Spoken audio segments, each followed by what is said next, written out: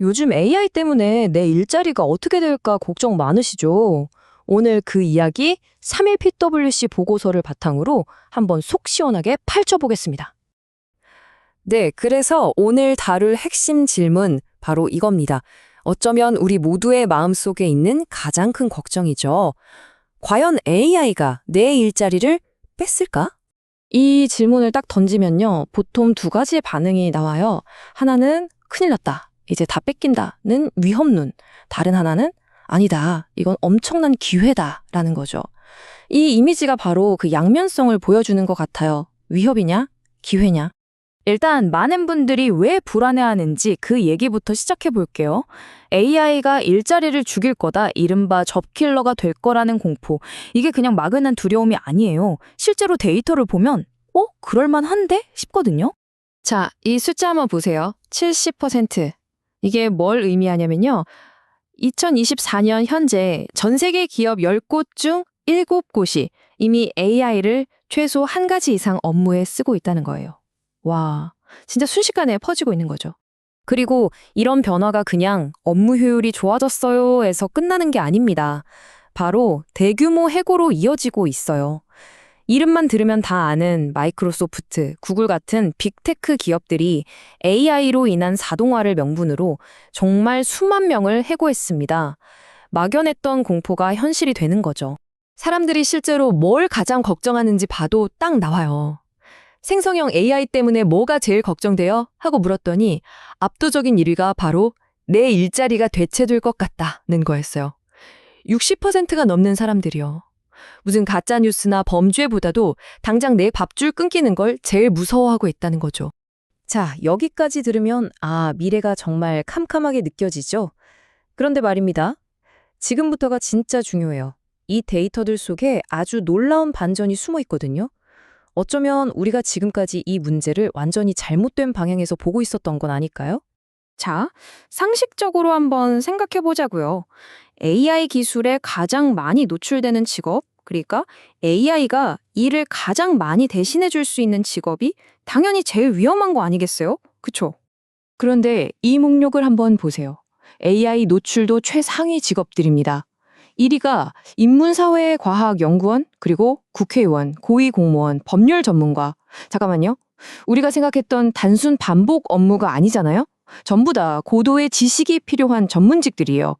뭔가 좀 이상하지 않으세요? 그리고 진짜 결정적인 데이터가 바로 이겁니다.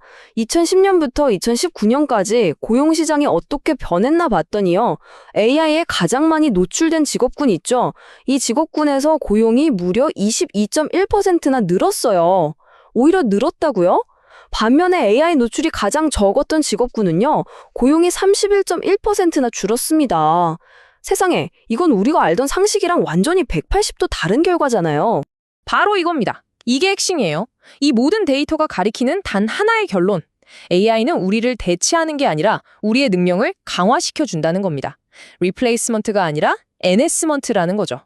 아니, 어떻게 이런 일이 가능할까요? 지금부터 AI가 왜 위협이 아니라 오히려 기회가 될 수 있는지 그 배경에 있는 몇 가지 강력한 힘들을 하나씩 짚어보겠습니다. 첫 번째 이유는 바로 역사입니다. 역사는 계속 반복되거든요. 생각해보세요. 1차 산업혁명 때 증기기관이 나오니까 방직공들 일자리 없어진다고 난리였죠. 근데 결국 공장 노동자, 엔지니어라는 새로운 직업이 생겼잖아요. 컴퓨터가 나왔을 때도 마찬가지고요. 기술은 늘 그래왔어요. 한쪽 문을 닫는 것처럼 보이지만 동시에 우리가 상상도 못했던 새로운 문을 활짝 열어왔다는 거죠. 두 번째는 기술이 된다고 해서 바로 모든 게 바뀌는 건 아니라는 점이에요. 여기에는 아주 강력한 브레이크들이 걸려 있습니다.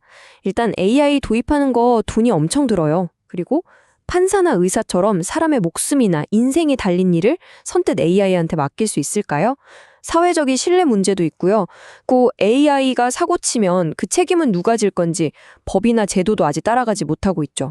그리고 세 번째, 이게 어쩌면 가장 중요한 관점일 수 있습니다. AI는 도구고 주인공은 사람이다. AI는 우리를 조종 속에서 쫓아내는 게 아니라 옆에서 도와주는 부조종사, 코파일럿 같은 존재예요. 덕분에 우리는 더 창의적이고 본질적인 일에 집중할 수 있게 되는 거죠. 특히 아까 봤던 그 전문직들 있죠. 그런 복잡한 분야일수록 AI라는 강력한 도구를 손에 쥔 인간의 생산성은 그야말로 폭발적으로 늘어나는 겁니다. 그리고 또 하나의 정말 중요한 이유가 있습니다. 이건 특히 우리나라처럼 저출산, 고령화 문제가 심각한 사회에겐 거의 유일한 희망일 수도 있는데요. 바로 AI가 인구 절벽이라는 거대한 위기를 넘어설 수 있게 해주는 사다리가 될 수 있다는 점입니다. 이게 얼마나 중요한지 이 데이터가 딱 보여줍니다. 지금 이대로 아무것도 안 하면 일할 사람이 없어서 2050년까지 우리나라 경제 규모가 16.5%나 쪼그라들 수 있다는 거예요. 이건 정말 심각한 거거든요. 그런데 만약 우리가 AI를 적극적으로 활용하면 그 감소폭을 5.9%까지 막을 수 있습니다. AI가 만들어낼 생산성 향상이 말 그대로 대한민국 경제를 구할 수도 있다는 얘기죠. 자, 그럼 이제 가장 중요한 질문이 남았죠. 그래서 우리는 뭘 해야 하는가? 지금부터가 진짜 실전입니다. 개인 그리고 우리 사회가 이 AI 시대에 살아남고 또 더 나아가 번영하기 위한 인간 중심의 전략을 구체적으로 알아보겠습니다. 먼저 나 자신, 개인의 경쟁력을 어떻게 키울 것이냐? 딱 세 가지입니다.